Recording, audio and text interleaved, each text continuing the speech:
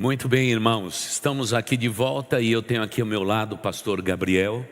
Pastor Gabriel, que desde a sua infância sempre estudou muito o Apocalipse, escreveu um livro também falando a respeito das profecias bíblicas, e a gente vai aproveitar agora essas próximas quartas-feiras desse mês para fazer um bate-papo, responder perguntas também. E hoje, naquele quadro do Apocalipse, nós vamos então abordar, e você vai poder acompanhar um pouquinho para frente só. Nós vamos falar a respeito da segunda vinda de Cristo Jesus, as bodas do Cordeiro, e vamos falar um pouquinho a respeito da segunda vinda e a batalha do Armagedon, tá bom? De maneira bem simples, bem objetiva, para que vocês possam também enriquecer a sua vida espiritual. Eu estava ali há pouco com o pastor Gabriel no gabinete, e idealizando com o pastor Gabriel ali uma programação especial. Quem sabe a gente consiga começar em maio, que serão as noites de quinta-feira, sempre a última noite de quinta-feira. Nós vamos trazer muitas pessoas que amam o Apocalipse. Estamos bolando aí um nome. Se você quiser fazer a sugestão do nome, nós estamos abertos para isso. Mas através da nossa rádio, nós vamos então fazer uma programação muito gostosa nas quintas-feiras à noite, a última de cada mês. Uma vez por mês estaremos reunidos discutindo as atualidades do Apocalipse, e vocês vão poder participar conosco. A nossa rádio tem sido uma bênção muito grande na vida de muitas pessoas, e se você ainda não abaixou o nosso aplicativo, por favor, vá na sua loja, se você tem Android, se você tem iOS, vá até a sua loja e abaixe o aplicativo da nossa rádio. É Rádio IBBN. É só você entrar na sua loja de aplicativo, Rádio IBBN, e você vai ter 24 horas por dia a nossa companhia. Nós estamos aqui, estamos lá, estamos transmitindo e abençoando a vida de muitas pessoas, tá bom? Quantos de vocês ainda não abaixaram o aplicativo da rádio? Levante a mão, vamos lá. Quem não abaixou ainda? Então, bem poucas pessoas. Então, por favor, vocês que estão aqui, abaixe o aplicativo. Tem sido uma companhia para muitas pessoas. E principalmente o que tem desperto demais o nosso coração é que mesmo nas madrugadas nós temos audiência suficiente. E a cada hora cheia, você tem sempre um bom pregador pregando a palavra do Senhor nosso Deus. Então temos inspiração para a vida e realmente muito tempo para abençoar o seu coração. Esteja conosco. Então vamos começar a nossa caminhada. Já temos vencido algumas etapas no nosso bate-papo, na nossa conversa sobre o Apocalipse. Mas uma das coisas que mais chamou a atenção da igreja, curiosamente, foi o primeiro encontro nosso, quando a gente falou do tal do fio do ouro, né? Quer dizer, uma expressão que a gente já usa há tantos anos, mas parece que isso ficou gravado no coração de vocês. Esse fio de ouro que percorre desde a fundação do mundo até a eternidade. E esse fio de ouro é o Senhor Jesus Cristo. Aprendemos na quarta-feira passada que você deve ter determinados olhares a respeito do período da tribulação e grande tribulação. Aquele período tão importante que você deve olhar atentamente a questão dos gentios, a questão dos judeus, a questão da igreja do Senhor Jesus. Temos que ter esse olhar, porque se a gente não tiver esse olhar, a gente acaba se perdendo um pouquinho. Mas hoje, quando falamos a respeito da segunda vinda, vamos começar elucidando aquele ponto que dissemos no terceiro encontro. Pastor Gabriel, conta para nós, se você pudesse ter aqui uma classe de crianças, não de adultos, porque parece que criança entende melhor o Apocalipse do que adulto. Se você tivesse uma classe aqui, agora eu estou diminuindo a idade de todo mundo, até dessas duas mocinhas que estão aqui na frente. Eu chamo de mocinhas e elas dizem: pastor, ganhamos o nosso dia. Pois é, mocinhas, vocês servem de ilustração também, com certeza, tá bom? Então vamos dar aí 12 anos de idade para cada uma delas, pastor Gabriel. O povo de Deus, pastor Gabriel, continua ainda confundindo arrebatamento da igreja e segunda vinda. Como que você explicaria isso para as nossas crianças hoje aqui, a diferença entre arrebatamento e segunda vinda? Boa noite, irmãos. O arrebatamento, ele foi, a primeira menção que nós temos dele foi o próprio Senhor Jesus ensinando. Quando chega ali em João 14, ele diz para os seus discípulos: não se perturbe o coração de vocês. Creiam em Deus, creiam também em mim. Na casa de meu pai há muitas moradas, né? Se não fosse assim, eu lhes teria dito. Aí ele diz: vou lhes preparar lugar.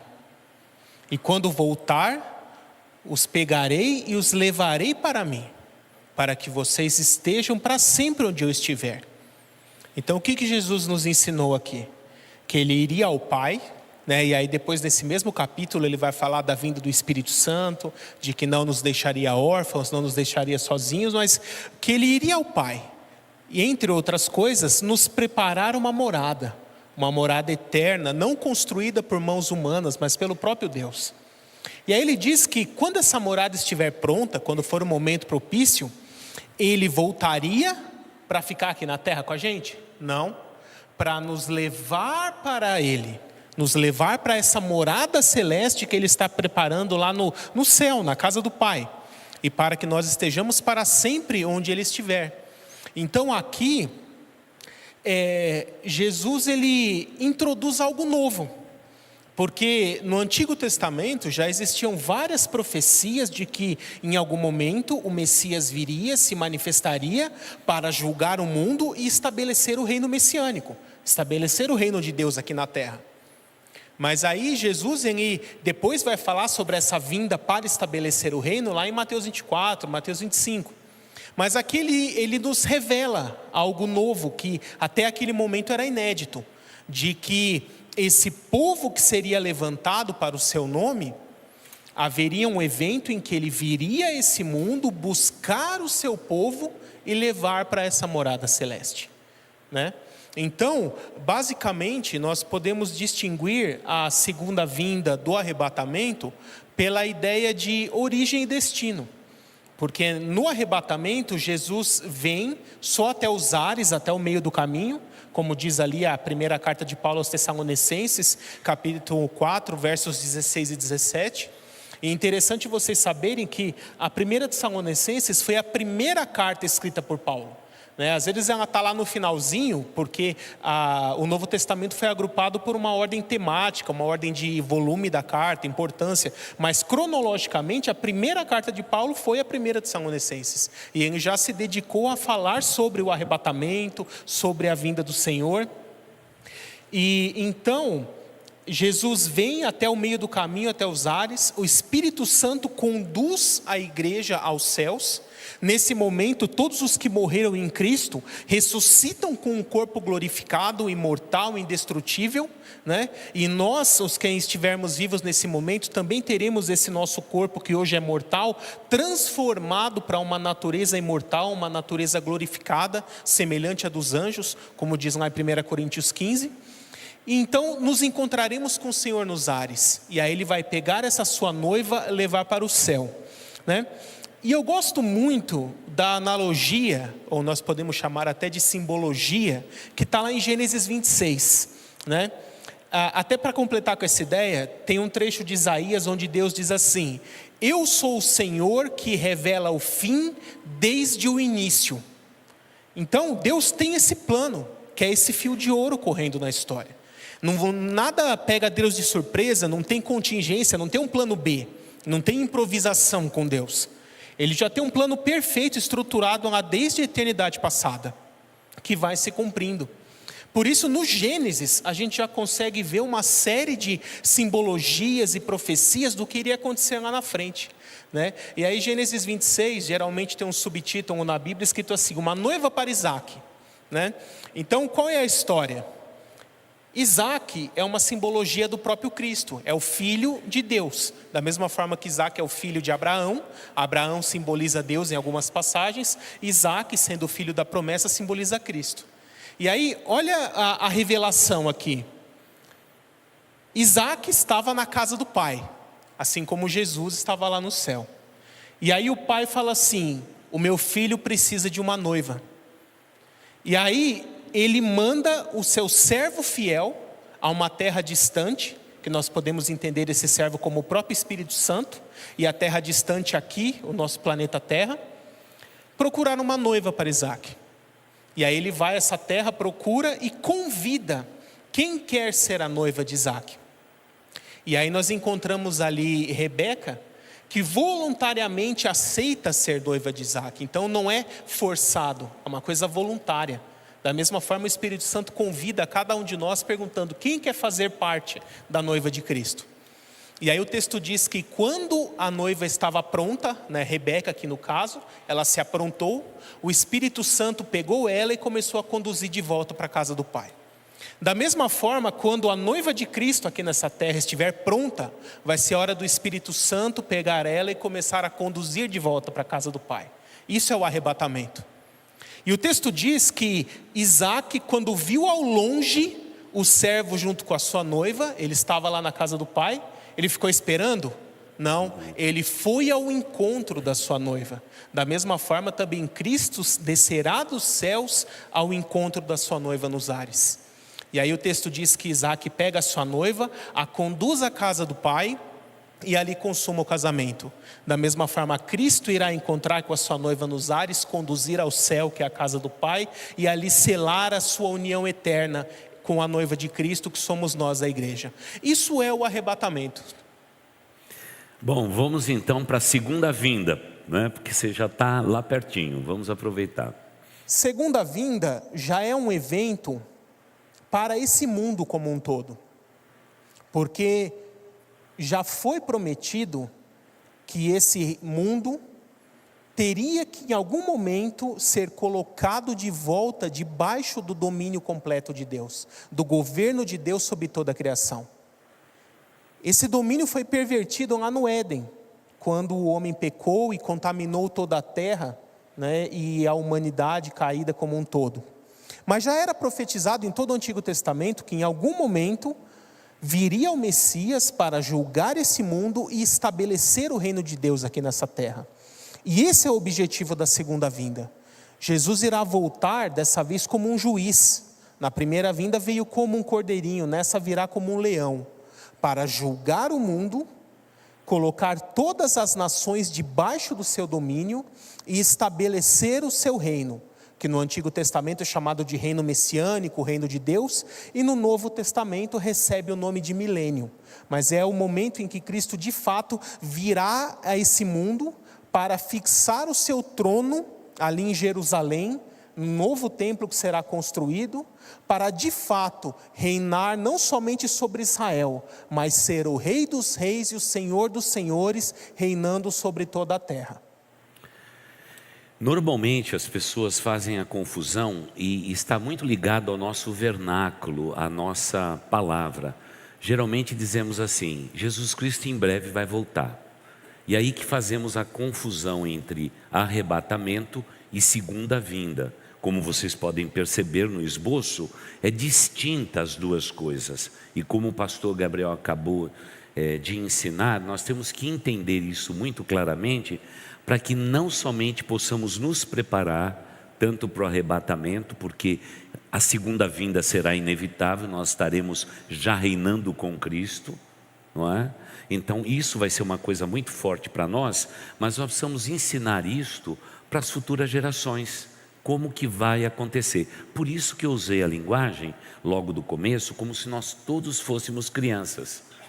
Geralmente a criança, e a pergunta principalmente que os pais fizeram durante toda essa semana para mim, né, no meu WhatsApp: mas pastor, como que a gente explica esses acontecimentos para as crianças? Você percebe, mesmo que a linguagem do pastor Gabriel tenha sido uma linguagem de pessoas adultas, não é? Falando de profecias, falando de símbolos, falando a respeito da uma noiva para Isaac e assim por diante, mas você deve responder aos seus filhos assim: sempre quando o seu filho perguntar, é porque ele está pronto para ouvir a resposta. Tem pai que já antecipa, né? Principalmente falando de sexualidade das crianças, diz: meu filho, amanhã eu vou falar de sexualidade com você. Não vai funcionar, não vai funcionar, não é? Por quê? Porque a criança só está preparada quando ela perguntar. Quando ela perguntar, você vai dar a resposta. É muito simples assim, mas tem gente que se antecipa, não é? E a questão do Apocalipse é a mesma coisa. Quando você diz que Jesus Cristo vai voltar para buscar a sua igreja, e só o fato de você dizer para a criança que nós vamos nos encontrar com Jesus nos ares, para estarmos para sempre com Ele, isso é resposta já para o teu filho e para a tua filha. Ele já tem no coração o conceito que um dia vai ter um acontecimento desse porte. Claro que falar para uma criança a respeito da segunda vinda, quando Jesus volta como leão, como aquele que vai executar a justiça com a sua mão forte, com a sua mão justa, já leva um pouquinho mais de tempo. Mas, como dizem algumas pessoas: pastor, eu não sou pré-milenista, pós-milenista, amilenista, eu sou a favor do milênio, não é? Provavelmente falando isso, não é? Seu filho vai ser a favor do arrebatamento, porque Jesus vem buscar a igreja, pronto, isso satisfaz, tá bom? Então, perguntou, você responde, não é? E ainda a gente continua tentando achar em PDF aquele livro que foi escrito na década de 50, o Apocalipse para criança, só que nós não estamos conseguindo encontrar. A gente consulta o Google, agora estamos consultando a empresa que publicou o livro, para ver se a gente encontra em PDF, porque é o único livro que a gente conhece falando sobre Apocalipse para as crianças. Mas vamos tentar encontrar, e quem sabe aí alguém tenha perdido aí na sua biblioteca esse livro. Mas respondendo então a pergunta mais forte da semana: seu filho perguntou, você deve dar a resposta. Seu neto perguntou, dê a resposta. Responda de maneira objetiva o que a criança perguntou, porque ela está preparada para a resposta, mesmo que seja a respeito de fatos futuros, a respeito da igreja e principalmente a respeito do arrebatamento da igreja, tá bom? Pastor Gabriel, que história é essa de bodas do cordeiro, não é? Então quer dizer que você falou que Isaac tomou a noiva, levou para casa e consumou o casamento. As bodas do cordeiro é mais ou menos isso? É isso aí, pastor. Quando nós, como noiva de Cristo, chegarmos lá no céu, haverá 2 eventos, né? Numa sequência. O primeiro deles é o tribunal de Cristo, e logo em sequência as bodas do Cordeiro. Vou falar primeiro o tribunal de Cristo, tá? Tá bom. A ideia de tribunal, para nós em português, acaba sendo diferente do seu significado original. Porque no grego, o grego sendo uma língua muito rica, né, e eu entendo que é por isso que Deus quis, no decorrer da história, tornar ela a língua universal naquele período ali no Oriente Médio, para que o Novo Testamento fosse escrito em grego. Ela tem 2 palavras diferentes que significam tribunal em português. A mais comum, que é a que nós estamos mais acostumados, é a palavra criterion, né? Daí que vem o termo critério, o termo jurídico, né? De estabelecer julgamento, que é o tribunal que a gente está mais familiarizado, aquela ideia do juiz, que tem ali o advogado de defesa, o de acusação, um réu, um júri, e ele vai ser declarado inocente ou culpado, né? Essa ideia de um tribunal. Mas quando a Bíblia fala de tribunal de Cristo, ela não usa essa palavra, ela usa uma outra palavra chamada bema. O que é o bema? É aquele tribunal, vocês vão entender isso melhor, das Olimpíadas, por exemplo. Imagine ali nas Olimpíadas uma categoria de ginástica artística, por exemplo. E ali o atleta entra na quadra, começa a fazer ali os movimentos, as acrobacias, e existe aquela bancada de juízes que vão analisando cada movimento dele. Fez perfeitinho, 10. Pisou meio torto, 9. Dobrou o joelho, 8. Né? Então eles vão analisando a performance, o desempenho daquele atleta durante a sua demonstração, e ao final atribuem uma nota. E aquela nota vai ser diretamente proporcional à qualidade da apresentação que ele teve. Essa bancada de juízes que analisam o atleta é o bema, né? E Paulo, ele sempre teve muita familiaridade com analogias militares e analogias esportivas, né? Porque isso fazia parte da vida dele. Então ele pegou essa figura de linguagem, dizendo: olha, a salvação, ela é em Cristo, só pela fé. Você não compra a salvação por boas obras ou qualquer outra coisa. Mas para aquele que já é salvo, existe um benefício em se praticar boas obras, né? E eu não estou falando só aqui de obras físicas, mas também do seu comportamento, suas atitudes em geral como um cristão. Paulo fala, né, eu até depois recomendo que vocês leiam a primeira carta aos Coríntios, capítulo 3, verso 9 em diante, onde ele diz assim, que existe só um alicerce sobre o qual nós podemos construir, que é Cristo. Aqui é a salvação. E aí ele fala assim: veja cada um com o que vai construir. E aí ele dá alguns exemplos. Nós podemos construir com ouro, prata, pedras preciosas, ou madeira, feno e palha. E aqui ele faz 2 tipos de materiais. Esse primeiro tipo, ouro, prata, pedras preciosas, quando passados pelo fogo, eles se purificam e se tornam ainda mais valiosos. Porque a forma que o ourives, os metalurgistas da época usavam para refinar metais era no fogo, né? Assim queima as impurezas e o metal fica mais puro. E esse segundo grupo, madeira, feno e palha, quando cai no fogo acontece o quê? Queima, não sobra nada. Então, da mesma forma, aos olhos de Deus, nós como cristãos, como salvos, temos obras que, quando submetidas ao juízo de Deus, que é esse fogo, algumas se tornarão ainda mais valiosas e outras se queimarão completamente e não sobrará nada. Então aqui é uma analogia do tribunal de Cristo. O tribunal de Cristo será um evento onde Jesus irá analisar cada um de nós como foi a nossa vida de cristão. Quais foram as nossas obras, as nossas atitudes, o que nós fizemos em favor do reino de Deus. E Ele nos dará uma premiação diretamente proporcional à qualidade e quantidade dessas obras que você fez. Não só a obra em si, mas também a motivação delas, né? E isso é o que a Bíblia chama de galardão, que é um prêmio, né? Que eu não vou falar muito sobre isso hoje, vamos deixar para a próxima quarta, falar o que seria galardão. Mas isso é o tribunal de Cristo. É um evento onde cada cristão será recompensado pelo que fez em favor de Cristo, em favor da sua igreja, em favor do reino, durante o seu tempo de vida aqui na terra, né? E já emendo com as bodas? Pode emendar. E aí as bodas, né?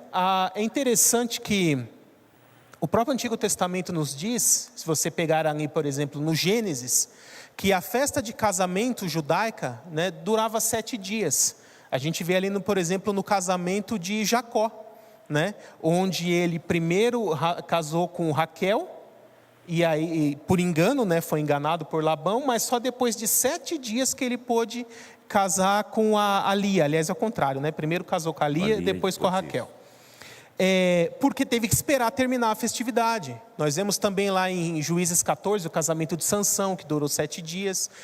E olha que interessante isso, né? Jesus é judeu, nasceu debaixo da lei, como diz Paulo. Então, o casamento dele tem que seguir esse padrão. Mas em vez de 7 dias, como é o casamento do Rei dos Reis, as festas durarão 7 anos. Né? Os mesmos 7 anos em que o mundo que rejeitou a Cristo estará aqui sofrendo a tribulação, nós estaremos nos céus, festejando as bodas do Cordeiro, a festa de casamento entre Jesus e sua igreja, que se segue logo em sequência ali após o tribunal de Cristo, tudo no céu. Bom, eu quero perguntar se vocês estão preparados para essa festona que vai ter no céu. 7 anos ali, realmente de alegria, de gozo, e claro, não é? Nós já estaremos não no tempo nosso, mas no tempo de Deus. Mas lembrando, esse conta-tempo de 7 anos vai ter um reflexo, um espelho dele nos céus, que será privilégio da igreja do Senhor Jesus Cristo, de estar com Cristo nessa grande celebração. Por isso, quantas vezes estamos aqui ao redor da ceia, e eu sempre menciono, olha, sempre a ceia tem um aspecto futurístico, ela está nos lembrando que lá na frente nós participaremos todos juntos das bodas do Cordeiro. Nós estaremos ao redor de uma mesa nos céus. Não é? Não me pergunte o tamanho da mesa, né, Gabriel? Porque, não é? É enorme, muito enorme mesmo. Não sei quantas fileiras vão ter tudo isso, mas olha, essa logística, Deus vai dar para os anjos, e os anjos são melhores do que nós, eles vão fazer tudo direitinho. Então todos nós temos que estar preparados para isto. Mas sempre quando falamos, irmãos, a respeito desse momento glorioso, quer no arrebatamento, quer na segunda vinda de Cristo, mesmo que possamos entender de maneira melhor, como o pastor Gabriel acabou de explicar, o bema, esse tribunal de Cristo para agalardoar o seu povo, mesmo que depois a gente possa dizer, olha, vai ter a celebração, a consumação desse casamento, as festas, as bodas do Cordeiro. Irmãos, sempre, e eu estava aqui olhando para a face do pastor Gabriel e ele explicando, eu no meu coração dizendo, Senhor, o que a tua igreja deve fazer hoje para que nós possamos levar o maior número de pessoas possível para os céus? Eu sei que alguns corações são duros, resistem à nossa pregação, mas no entanto, irmãos, que tempo terrível a humanidade vai experimentar. Mesmo que possamos estudar profundamente tanto a tribulação quanto a grande tribulação, é tempo horrível, irmãos, como nunca houve sobre a face da terra. Nós não queremos que nenhum dos nossos parentes, dos nossos conhecidos, dos nossos vizinhos fiquem de fora disto. Nós precisamos conduzi-los ao entendimento da verdade, a verdade que liberta. Por isso, igreja, por favor, fazendo uma pausa propositada no nosso raciocínio, irmãos, vamos testemunhar de Cristo, falar de Cristo a tempo e fora de tempo. Precisamos ser arautos, dizer ao homem de hoje, o fim de todas as coisas está próximo. E essa caminhada gloriosa, grandiosa, começa exatamente no momento da conversão de um ser humano. Quando o Espírito Santo de Deus vem habitar no seu coração, quando aquele homem pecador é justificado pela essa aliança do sangue do Cordeiro na cruz do Calvário, e aí começa uma nova vida em Cristo Jesus. Irmãos, como este mundo está precisando de uma nova vida. Por isso, irmãos, não podemos ser tímidos neste tempo. Temos que ser incisivos, propositais, intencionais na pregação da palavra de Deus. Mesmo que a abordagem nossa, no local que a gente trabalha, no lugar onde a gente pode comer um lanche, comer por quilo, irmãos, mesmo que seja uma abordagem assim, extremamente humana, mas tem que ter por detrás disso uma intenção abençoada. E eu gosto muito de orar pelas pessoas, e gosto de dizer que estou orando pelas pessoas. E quantas pessoas que me servem, eu noto no seu rosto a tristeza e digo, o que houve? Parece que você hoje não está bem. E a pessoa logo diz, eu não tive um dia muito gostoso ontem em família, foi muito difícil para mim. Qual é o seu nome? Deixa eu orar por você. Aí eu sempre digo, eu sou um cristão. E o cristão depende de tudo de Cristo, incluindo orar pelas outras pessoas. Você deixa essa sementinha ali. Quando você voltar a esse lugar, o atendimento é outro, o respeito é outro, a dignidade é outra, e daqui a pouco surgem novas oportunidades para você falar deste Cristo que está voltando, igreja, está voltando, e por isso que você deve testemunhar e falar de Cristo sempre a todas as pessoas. Ore pelos seus familiares que não conhecem a Jesus, ore por eles durante semanas, coloque-os nas mãos de Deus e peça uma oportunidade para que você possa testemunhar de Cristo Jesus. Use o caminho que você quiser, as 4 leis espirituais, os caminhos da carta ao Romano, cada um usa um método, mas é importante que de maneira intencional você fale de Cristo, porque, irmãos, ficar aqui na terra quando a noiva de Cristo for retirada, irmãos, será um período devastador, período de sofrimento, como nunca houve sobre a face da terra. E por falar em sofrimento, não é? Nós vamos então agora, pastor Gabriel, nos explique então a respeito da ideia daquela linhazinha que todos receberam. Segunda vinda de Cristo, e embaixo assim sempre está escrito lá, Batalha de Armagedon. Que história é esta, pastor? Esse período será um período em que o anticristo, na segunda metade da tribulação, o que é chamada de grande tribulação, ele vai se revelar de forma explícita como ele realmente é. Porque na primeira metade ele vai estar ali fingindo ser o Messias que ainda não tinha vindo, o povo judeu vai estar acreditando, ele vai possibilitar a construção do terceiro templo, né, o novo templo lá em Jerusalém, vai permitir que os sacrifícios conforme a lei judaica do Antigo Testamento voltem a ser realizados, e vai estar tudo fluindo. Mas então no meio desses 7 anos, ele quebra a aliança que ele fez com o povo de Israel e os seus inimigos ali, os árabes.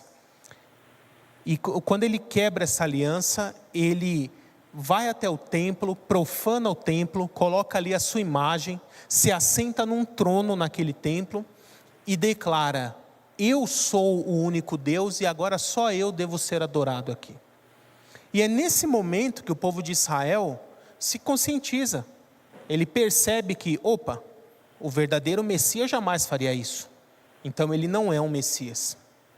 É interessante que o próprio Jesus, lá em sua primeira vinda, já tinha alertado isso. Em João 5 ele diz: eu vim em nome de meu Pai e vocês não creram. Mas aí no futuro vai vir outro em seu próprio nome e nesse vocês vão crer. E é o que de fato vai acontecer. Mas aí quando Israel perceber isso, vai ser tarde demais. Ele já vai ter o apoio do mundo inteiro. O povo de Israel vai ser obrigado a fugir para o deserto. E essa ali é a simbologia da mulher e o dragão, em que Deus dá asas à mulher para que ela fuja para o deserto, onde será sustentada por 1260 dias. São 3 anos e meio em dias.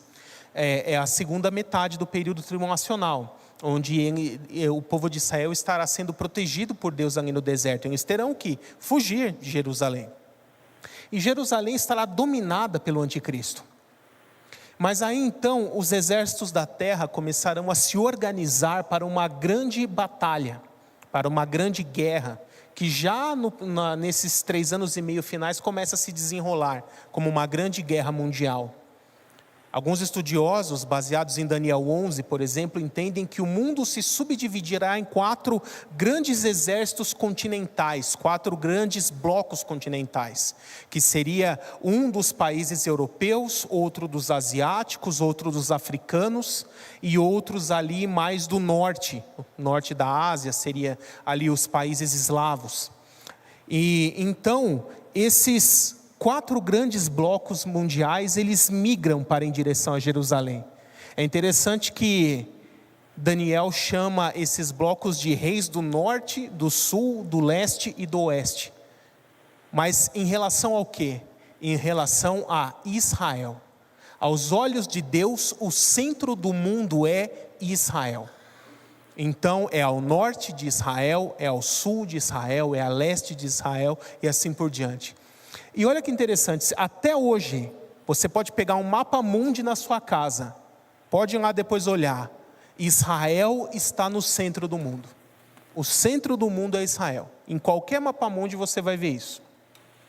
E esses exércitos marcharão para ali o vale de Megido. E é daí que vem essa palavra Armagedon. Porque no hebraico, montanhas se fala Har, então é Har Megiddo. São a montanha de Megido, o vale de Megido. É um vale com cerca de 300 quilômetros de extensão, de 1 a 2 quilômetros de largura, dependendo do trecho. E é nesse lugar que os exércitos da terra se juntarão para a batalha final. E então, conforme Zacarias 14 nos revela também, o anticristo terá que sair de Jerusalém e acampar ali no vale de Megido, aguardando esses exércitos se reunirem para a batalha final contra o povo de Israel, que está lá no deserto. E o povo de Israel irá aproveitar quem saiu de Jerusalém, fará um ataque surpresa na cidade, tomará novamente a cidade de Davi e fará ali do seu quartel-general. E os momentos finais da tribulação serão assim: um exército de milhões e milhões de homens descendo o vale de Armagedon, o vale de Megido, em direção a Jerusalém, e o povo de Israel ali preso em Jerusalém, porque ela é toda cercada de montanhas. O único caminho que você consegue vir com um grande exército seria noroeste, digamos assim, é a região, é o caminho aqui que vem do vale de Megido. E aí se cumprirá o que Zacarias fala ali no capítulo 12, versos 9 e 10 de seu livro. Naqueles dias, declara o Senhor, derramarei sobre o povo de Israel e o povo de Judá um espírito de ação de graças e de súplicas, e olharão para mim, aquele a quem transpassaram, e chorarão amargamente como quem chora pela perda de um filho único. Se cumprindo também o que Paulo diz em Romanos 11, que quando cair as escamas dos olhos, eles crerão no Messias. E então aquele povo de Israel irá finalmente acreditar que o verdadeiro Messias não é aquele anticristo que os traiu, mas é o verdadeiro que já tinha vindo 2000 anos atrás, e que tinha sido rejeitado, morto e crucificado pelo seu próprio povo. Então eles levantarão os olhos aos céus e clamarão ao Senhor Jesus, para que venha salvá-los, porque do ponto de vista humano não terá nenhuma condição deles conseguirem sobreviver a essa batalha. E aí se cumprirá o que está lá no capítulo 14, verso 4 em diante de Zacarias. Naquele dia, naquele momento, o Senhor se levantará do seu trono e descerá para a batalha. E os seus pés pisarão no monte das oliveiras, e o monte será fendido ao meio, como que aberto, com um grande rasgo de leste a oeste. E essa montanha será separada metade para o norte, metade para o sul. E esse rasgo na montanha irá até Azel, que é cerca ali de 2 quilômetros de Jerusalém, até Jerusalém do outro lado. E por que tem que ser tudo isso? Posso prosseguir? Pode já. Ele está andando rápido, viu? O povo de Israel ali convertido, preso em Jerusalém. Olha que interessante, olha a analogia. Lá no passado, na época de Moisés, Deus abriu um mar para o seu povo passar. Alguém pode achar isso difícil, mas no fim dos tempos, Deus vai abrir uma montanha para o seu povo passar. Uma montanha de rocha será fendida ao meio. E essa fenda na rocha chegará ali até a muralha velha da cidade velha de Jerusalém. E esse povo de Israel poderá atravessar em segurança por essa fenda até Azel. Então o Senhor Jesus irá assumir essa frente de batalha, com os seus anjos, e com nós, igreja já glorificada, em corpos imortais e indestrutíveis. E quando o anticristo chegar ali em Jerusalém, achando que a batalha já está ganha, ele vai dar de cara com Cristo glorificado, seu exército celestial. E a palavra diz que pela manifestação da sua glória, pelo sopro de sua boca, ele destruirá completamente todo o exército do anticristo, e conclamará as aves dos céus, para que venham e devorem as carnes dos cadáveres de todo esse exército. E aí depois seguirá uma série de julgamentos que eu vou falar daqui a pouquinho. Tá certo. Veja só, todo esse mover da revelação de Deus, ela está sempre ligada àquilo que você tem que guardar no teu coração. Os 7 anos é muito importante para nós. Então você sempre tem que ficar, não é? Os antigos diziam assim, que a gente tem que ficar com um olho no padre e outro na missa, não é? Então é o seguinte, o teu olhar tem que ser maior do que isto. Você tem que sempre olhar por esse período da grande tribulação e o finalzinho dela, sempre olhando pelos parâmetros que nós demos a vocês. Porque se você fizer isso, você vai entender o lugar da igreja, daqueles que estão reinando com Cristo, o que é o povo de Israel, que é de fato esse povo que sempre, um povo que sempre balançou muito na sua estrutura de convicção. Mas como Deus estabeleceu com Abraão um pacto eterno, ele vai se cumprir. E nós temos que ficar sempre de olho em Israel. O movimento de Israel é importantíssimo para nós. Tanto é que existem nações organizadas que sempre cuidam de Israel, simplesmente porque há um texto da Bíblia que diz que quem realmente abençoar e cuidar de Israel será abençoado e cuidado pelo próprio Deus. Ainda que na geopolítica mundial, nações, não é, como a própria Inglaterra, ou o Reino Unido e os Estados Unidos não declarem isto, é disto que eles estão falando. E dentro da Casa Branca hoje, irmãos, já existe conselheiros que aconselham os presidentes nesses últimos 25 anos a 2 encontros anuais para falar, sabe do quê? Daquilo que você está estudando aqui. Porque a nação americana, apesar do esfriamento espiritual, todos os presidentes que assumem aquele lugar, ele tem um compromisso com os presidentes anteriores, de sempre se atualizar a respeito das profecias bíblicas. É interessante isso. Eles fazem questão de saber se as profecias estão acontecendo. Então isso é padrão de trabalho. Então os assessores sabem o tempo em que ele deve ouvir as pessoas religiosas, principalmente as pessoas que estudam Apocalipse e pessoas ilustres que escreveram livros incríveis. Eles testemunham nos seus livros daquele bate-papo informal com o presidente, o vice-presidente e alguns dos seus assessores, principalmente os militares, para saber se isso está acontecendo. Veja que coisa interessante. Parece que o mundo dá uma paradinha para pensar a respeito da profecia bíblica. E eu acho interessante, pastor Gabriel, que muitos crentes não se interessam pela profecia bíblica. Quer dizer, o mundo para perguntar: está acontecendo? Jesus está voltando? Haverá Armagedon? Enquanto que muitos de nós não temos o menor interesse pelas escrituras, principalmente aquela do Apocalipse. Por isso que nós vamos fazer uma campanha o ano que vem aí, para a gente poder ensinar para as futuras gerações exatamente o Apocalipse da revelação de Cristo Jesus. Nós vamos parar por aqui, viu, pastor Gabriel? E eu vou pedir para o pastor Adalberico me ajudar. Nós vamos ter tempo, então, agora, para algumas perguntas. Não dá para responder a pergunta de todo mundo, mas eu vou pedir para o pastor Adalberico, o pastor Joseniel, tem 2 microfones para eles segurarem. Então, eu vou chamando o pastor Adalberico, o pastor Joseniel, e eles com os microfones vão chegando pertinho de vocês. Você fica em pé e você então faz a pergunta e a gente vai aqui respondendo, tá bom? Pastor Joseniel, fica desse lado de cá, ó. Fica desse lado de cá. Você vai ficar da metade para cá e pastor Adalberico da metade para lá. Pastor Adalberico, ó, já está chegando o seu microfone aqui. Então vamos começar aqui, pastor Joseniel, aqui, ó, vem cá. Ó, da metade para cá, tá bom? Fica aqui, ó, fica desse lado de cá.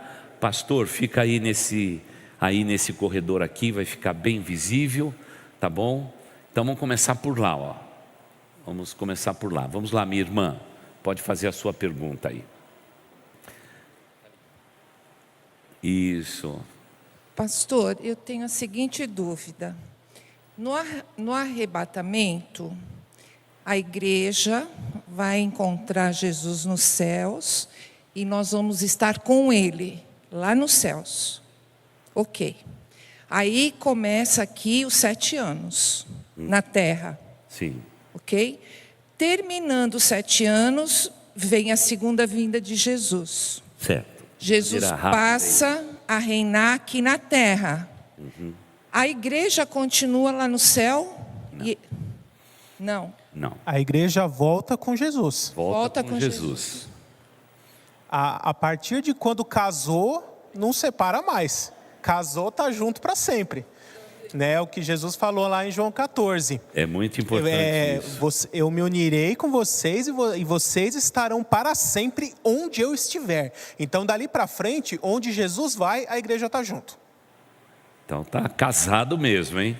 Casado, como diz a Bíblia, está concretado os dois juntos. Não dá para separar. Pastor Adalberico, por favor, a Lili pergunta. Boa noite, pastor. É um pouquinho parecido com a pergunta da Vera, mas assim, eu fiquei um pouco confusa, pastor, quando o senhor disse que nesses 7 anos que a igreja vai ficar nos céus, né? Que haverá festa 7 anos, esses 7 anos serão os 7 anos que estará a tribulação aqui na terra? Será a tribulação. Quando Jesus voltar, a igreja volta. Quando a igreja voltar com Cristo, voltará para Israel. Isso? Israel mesmo. Eu digo na cidade onde foi construído o novo templo, onde Jesus vai reinar. A localização geográfica, você está dizendo. Isso.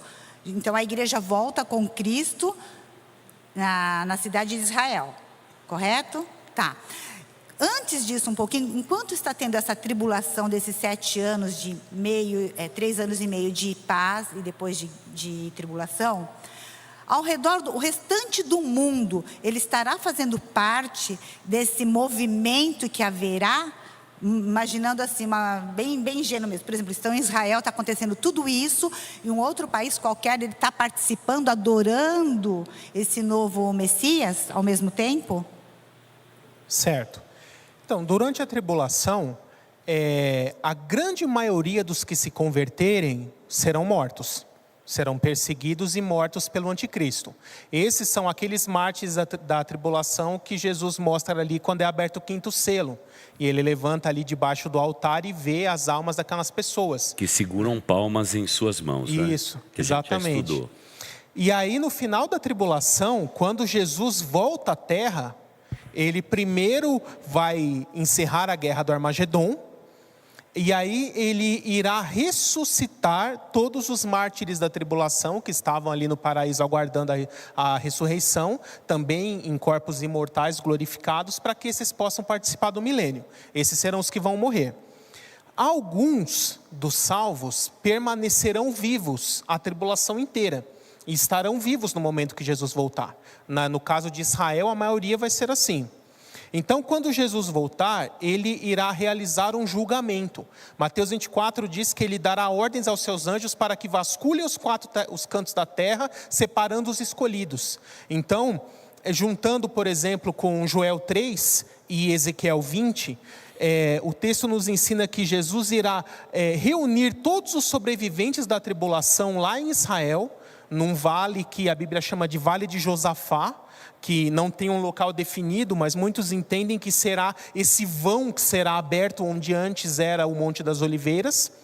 E ali ele julgará todos os sobreviventes da tribulação. Até a analogia que ele usa é separar os bodes das ovelhas, como um pastor faz.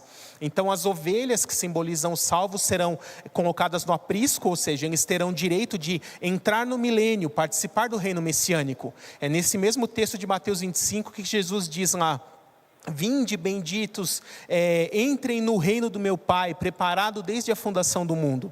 É para esses aprovados do período tribulacional, os salvos, sobreviventes da tribulação, primariamente esse texto. E os reprovados sofrerão morte física e perdição eterna. Isso. Ele entra nessa fase da novos céus e nova terra? Agora deixa o milênio para a semana que vem, menina. Calma, calma. A mulher é muito rápida. Já quer fazer a comida, a sobremesa e colocar o suco na mesa. Que fica meio confuso, né, pastor? Obrigada. É isso mesmo. Semana que vem nós vamos Semana que vem a gente milênio. chega no milênio. Fica tranquila, viu? Joseniel, faz favor. Esse irmãozão aí do Leão aí, ele veio hoje de Leão. Paz do Senhor, pastores. A paz. Fazer uma pergunta meio genérica com relação ao Brasil nessa situação pré-apocalíptica, de todo o cenário que nós estamos vivendo, as dores, e que a gente sente que parece ter algo especial acontecendo conosco, o povo de Deus aqui dessa nação, com relação ao mundo, que eu não sei também, é uma opinião que eu estou pedindo para os pastores, tá? Eu sei que é uma coisa muito particular isso, mas que a gente sente que tem um papel importante nesse cenário todo global do Apocalipse, o Brasil em si, com uma nação que realmente está destoando do restante do mundo com relação a ainda estar mantendo a palavra de Deus ainda viva. Olha, meu irmão, eu acho o seguinte, Dr. Billy Graham disse no passado que o Brasil seria o grande celeiro missionário para todos os povos da terra. Eu não sei a opinião do pastor Gabriel, mas eu acho que houve um desvio doutrinário. Isso está dentro da pergunta que você está nos fazendo. É assim, qual que é a questão que incomoda a gente? Nós percebemos que na década de 70 houve um reavivamento espiritual nesta nação. As denominações se multiplicaram e muitas pessoas passaram a crer em Cristo Jesus. E desde então, o número de cristãos evangélicos tem crescido de uma maneira poderosa. Não sei a opinião, repito, do pastor Gabriel, mas o que acontece hoje conosco, irmão? Eu acredito, olhando lá para a década que eu vivi, a década de 70 e 80, eu sou fruto de um avivamento espiritual que aconteceu entre os jovens aqui no ABC Paulista. Eu sou fruto disto. Agora, eu acho que o grande problema que aconteceu com o Brasil é que este evangelho ele se tornou extremamente pueril, pouca profundidade nas escrituras sagradas, e eu tenho a minha opinião. A minha opinião é a seguinte: eu sempre acreditei que o Brasil seria a nação que mais enviaria missionários para o mundo, e já estava chegando na década de 80 em que nós estávamos sendo comparados à agência missionária americana que mais tinha enviado os missionários ao mundo, mas depois decaímos. E a razão é simples: o povo brasileiro se esqueceu das escrituras sagradas, não firmou um compromisso fiel com a igreja local, e por isso nós estamos vivendo esse nível de preocupação que você está falando no que diz respeito ao Apocalipse. Nós estamos vivendo hoje, meu irmão querido, uma população gigantesca de evangélicos. Há quem diga que já somos 50% da população, só que são analfabetos da Bíblia. É povo de Deus que não conhece as escrituras sagradas. Pergunta ao irmão devolvendo: como Deus pode usar um povo com pouca Bíblia no coração? A gente só pode dar aquilo que a gente tem, e infelizmente a qualidade do evangelho caiu demais nesses últimos anos, caiu demais. Tem muita gente profetizando, dando palavra de ordem para esta nação, mas com pouco conteúdo bíblico, da maneira que a gente está aqui discutindo. Então, nessa geopolítica mundial, nós sabemos que os reinos do norte, do sul, do leste, do oeste marcharão contra aquele ponto de Israel. Mas eu particularmente tenho minhas dúvidas. Não que eu não creia mais numa possibilidade de um reavivamento espiritual no Brasil, mas eu creio muito na economia divina, como quando uma nação ela não se coloca à disposição de Deus, não se volta para as escrituras, se arrepende dos seus maus caminhos e se consagra ao Senhor, Deus vai procurar uma outra nação na face da terra. E na minha opinião, o tempo do Brasil passou. A década de 90 e os anos 2000 roubaram de nós aquele olhar amoroso que Deus tinha, com a esperança de um reavivamento e uma explosão missionária no mundo inteiro, exatamente porque a semelhança do povo de Israel, nós nos esquecemos das escrituras e nos esquecemos do nosso Deus, infelizmente. Gabriel, o que você acha? Realmente a teologia da prosperidade causou um dano muito grande aqui no Brasil, né? As pessoas ficaram muito mais preocupadas com o que conseguir nesse mundo. Muita gente tem buscado a Cristo pelo que Ele pode oferecer nesse mundo. A pessoa não quer Cristo para ser salva, Ela quer Cristo para resolver os problemas dela. Ela quer quer ter Cristo para poder ganhar dinheiro, para poder ter casa, ter carro, ter uma cura, ter o casamento resolvido, um filho recuperado. Mas o principal é a salvação, é a mudança de vida, é o novo nascimento. E é isso que as pessoas têm. Isso passou desapercebido, né? As pessoas nem sabem mais o que é isso. Elas acham que ser cristão é ser próspero. Se eu sou próspero, eu tenho espiritualidade, eu tenho vida com Deus. Mas eu poderia dizer assim, um ponto a favor, digamos assim, do Brasil, em comparação com outros países, que eu acho que isso ajuda um pouquinho, é que os evangélicos brasileiros, na sua grande maioria, amam Israel. Eu acho que isso conta. Porque o antissemitismo no Brasil ele é muito pequeno e quase sempre quase por ateus, nulo, né? Diferente de outros países. Tem muitos países que têm grandes massas de cristãos que são antissemitas, de um jeito ou de outro, né? E eu acho que esse ponto do evangélico brasileiro, do cristão brasileiro amar a Israel, na sua grande maioria, acaba também contando um pouco a favor de Deus ainda olhar um pouquinho mais para a gente nesse aspecto. Você está convidado aí conosco em 2023 para Israel. Vamos. Às vezes a gente tem que vender um carro para ir para lá com $1 e com euro do preço que está.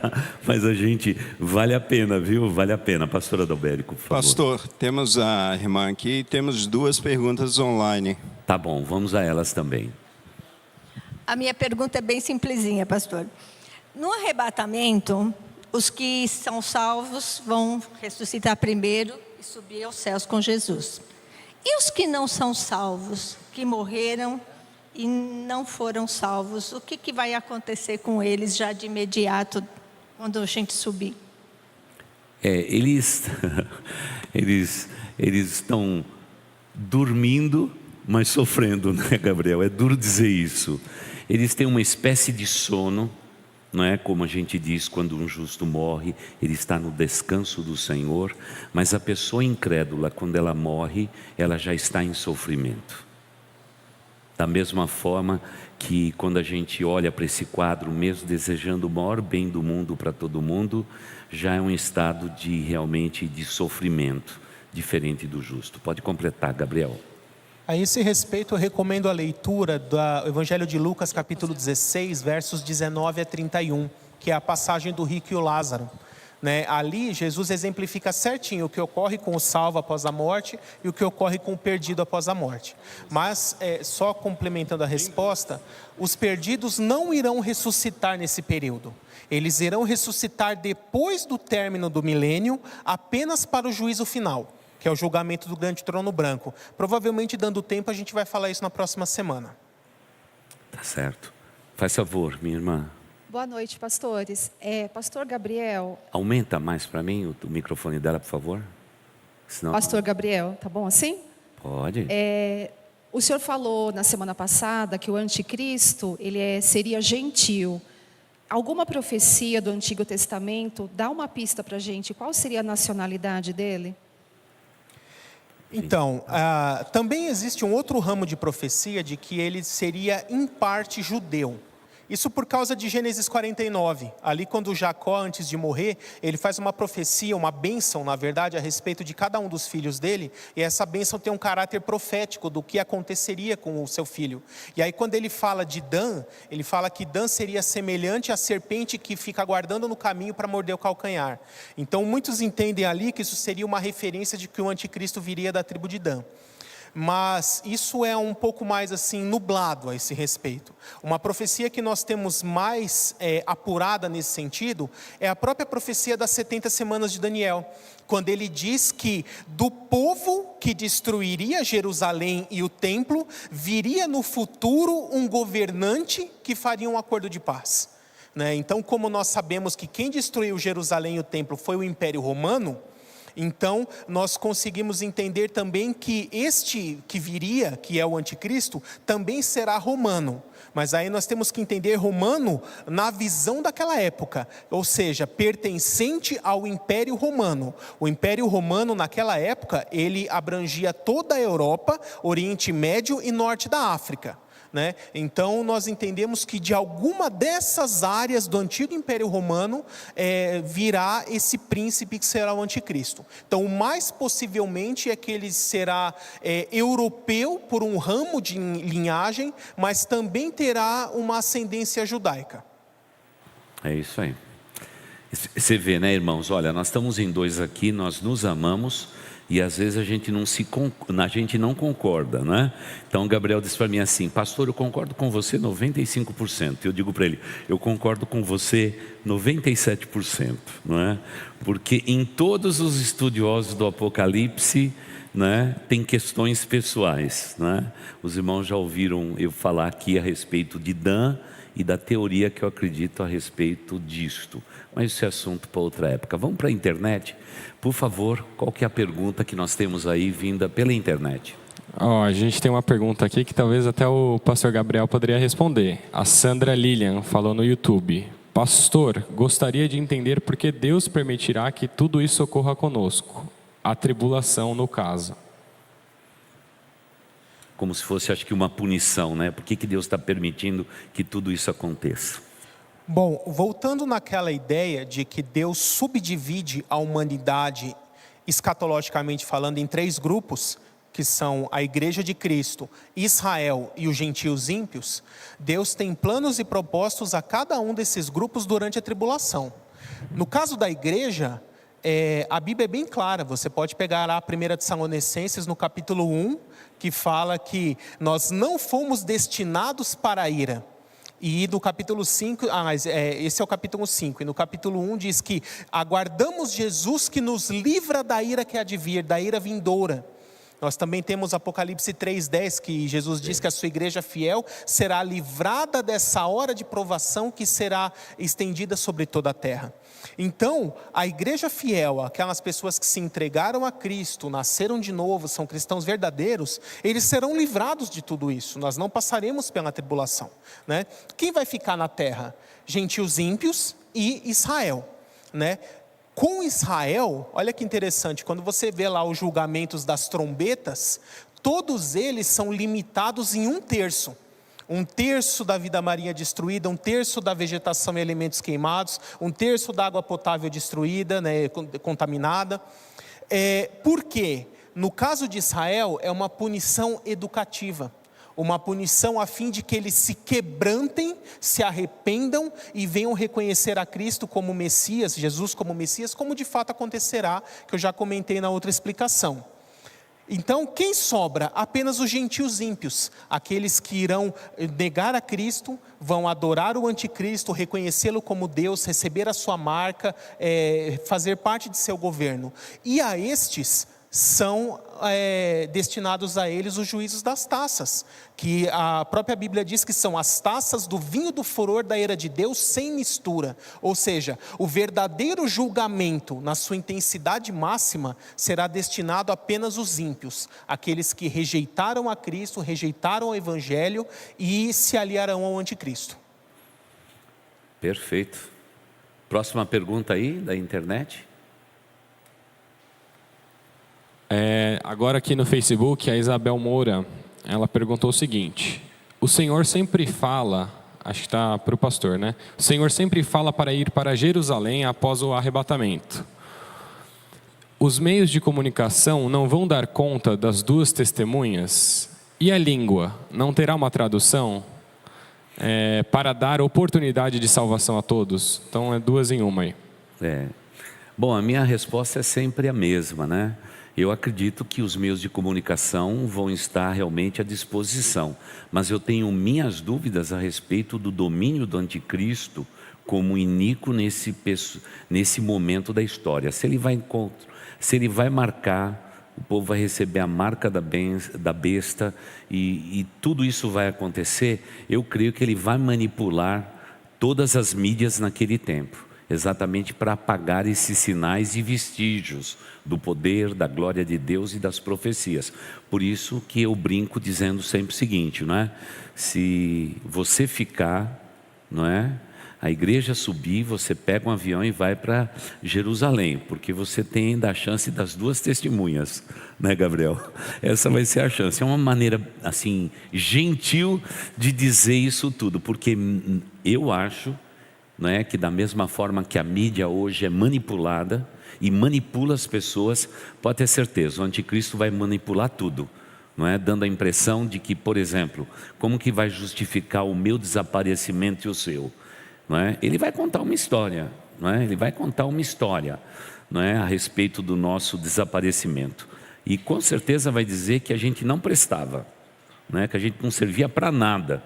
Por isso os alienígenas vieram aqui e levaram a gente embora, não é? Para justificar o sinal nos céus, porque, irmãos, imagina Jesus nos ares, não é? A manifestação do poder, né? O deslocamento de ar, o poder que vai ter no céu é um sinal celeste. Ele vai ter que dizer que, quem sabe, era um grande disco voador e que levou tudo que não prestava no mundo, a gentalha do mundo foi arrebatada, não é? Então é isso, mas não importa para nós. Mas eu acredito, os meios de comunicação vão ser fortes, mas vão ser manipulados completamente pelo anticristo. Vamos para a última pergunta. Boa noite a todos. No arrebatamento, os mortos ressuscitarão primeiro, correto? Se eu morrer hoje, eu vou para o céu. Se eu não for para o céu, aonde que eu vou ficar esperando esse arrebatamento? Vamos lá. Tá. No meio cristão, existe mais de um entendimento a esse respeito, tá? Existem pessoas que entendem que o céu e o paraíso seriam exatamente o mesmo lugar, e que hoje, quando a pessoa morre, ela já vai direto para o céu, sala do trono de Deus mesmo, sem nenhuma separação, e que quando ocorrer o arrebatamento, ela vai simplesmente voltar aqui aos ares para receber um corpo glorificado e voltar onde ela já estava, né? E é exatamente por isso que eu acho não muito coerente essa ideia. Eu entendo que céu e paraíso são lugares distintos dentro de uma mesma dimensão espiritual. Existe a dimensão espiritual, e aí dentro nós podemos subdividir ela em partes. Seria a parte ali dos perdidos, que nós podemos chamar de inferno, de Hades, né? Tem a parte dos salvos, isso mortos, né? Que nós podemos chamar de paraíso, o seio de Abraão.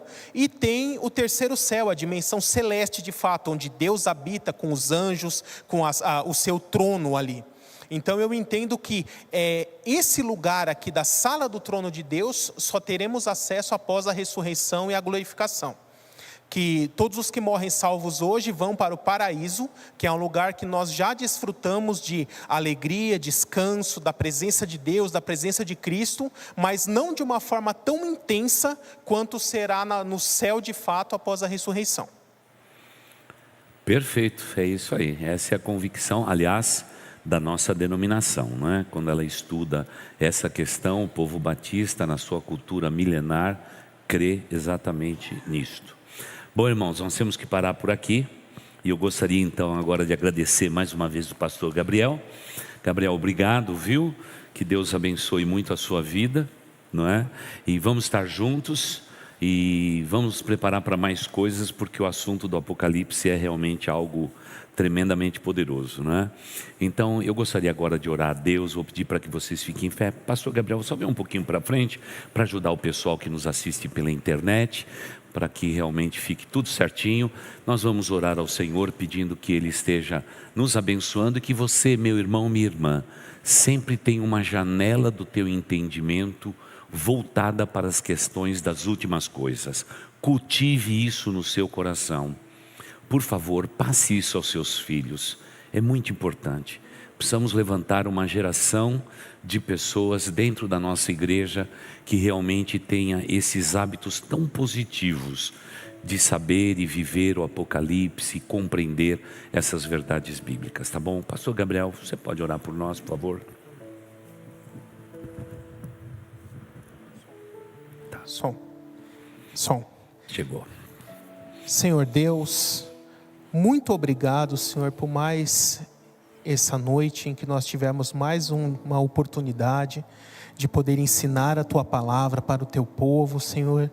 Peço para que o Teu Santo Espírito fixe, consolide, grave essas informações, esses ensinamentos nas mentes e nos corações de cada um que está ouvindo, tanto presencialmente aqui quanto pela internet, pelos que ainda haverão de ouvir depois pelo vídeo gravado, e que a Tua mensagem possa ser divulgada para cada vez mais e mais pessoas, para que cada vez mais pessoas possam crescer no conhecimento da Tua palavra, Senhor, da Tua graça, principalmente a respeito do tempo do fim e de tudo que há de vir, Senhor. Amém, Peço também para que vá de encontro, Senhor, às necessidades de cada um dos que estão aqui, Senhor, ajudando, Senhor, em tudo que eles precisam, Senhor, na parte financeira, na parte material, na parte das necessidades, das despesas, na saúde, Senhor, no convívio familiar, no casamento, no relacionamento familiar com os filhos de cada um, Senhor. Entra, Senhor, nas casas de cada um dos que estão aqui, abençoa e santifica e realmente faça morada em cada uma dessas moradias, Senhor. Amém, ó Deus. Muito obrigado por tudo, Senhor. Essa é a oração que fazemos em nome de Jesus. Amém. Amém.